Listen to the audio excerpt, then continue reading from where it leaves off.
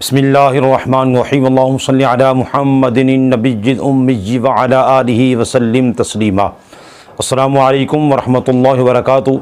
تو ناظرین، آج کا ہمارا ٹاپک ہے کہ منگنی پر منگنی کرنا کیسا ہے۔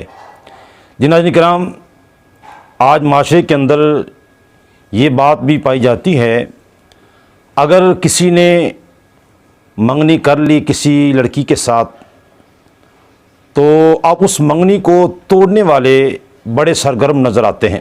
زیادہ تر رشتہ داروں کے اندر، پڑوسیوں، محلے داروں کے اندر ایسے افراد پائے جاتے ہیں جو اس رشتے کو توڑنے کی کوشش کرتے ہیں، اور کئی دفعہ ایسا ہوتا ہے کہ رشتے ٹوٹ بھی جاتے ہیں۔ جناب کرام، آج انشاءاللہ تعالی ہم اس موضوع پر گفتگو کریں گے۔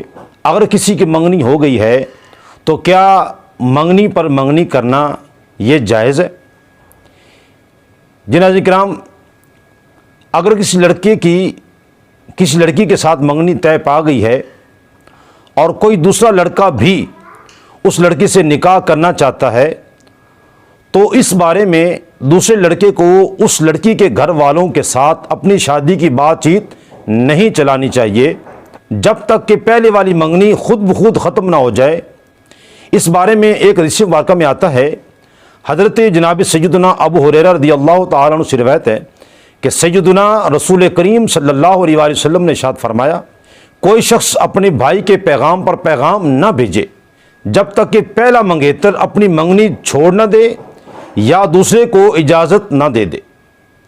جی ناظرین کرام، کس قدر لائق تحسین بات ہے کہ اسلام نے ایک دوسرے کو جسمانی یا روحانی تکلیف دینے کو ناجائز قرار دیا ہے، اور مسلمانوں کے آپس کے جو حقوق بتائے ہیں ان میں یہ بھی ارشاد فرمایا کہ یعنی مسلمان کی ہمدردی اور خیر خواہی کرے، سامنے بھی اور اس کے پیٹھ پیچھے بھی۔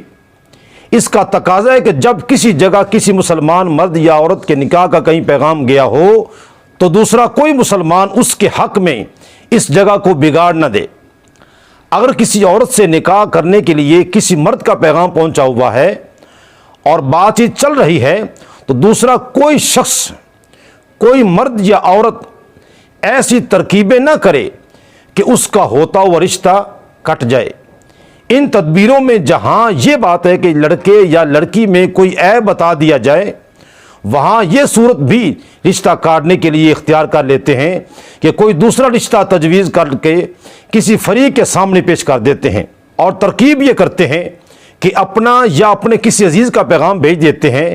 لڑکے یا لڑکی کا ولی فکر میں پڑ جاتا ہے اور بعض مرتبہ پہلے پیغام بھیجنے والے سے انکار کر دیتا ہے۔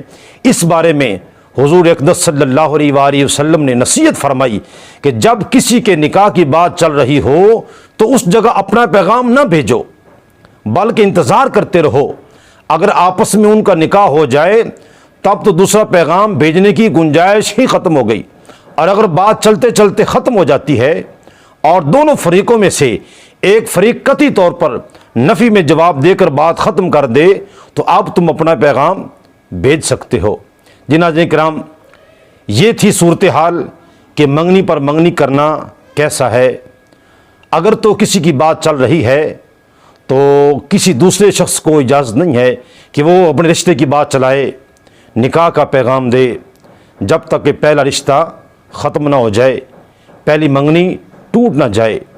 تو دعا کرتا ہوں اللہ تعالیٰ یہ جو برائی معاشرے کے اندر پائی جاتی ہے، دوسرے مسلمانوں کے رشتوں کو توڑنا، ان کے معاملات کو بگاڑنا، اللہ تعالیٰ ہمیں اس برائی سے محفوظ رکھے اور دوسروں کو بچانے کی بھی توفیق عطا فرمائے۔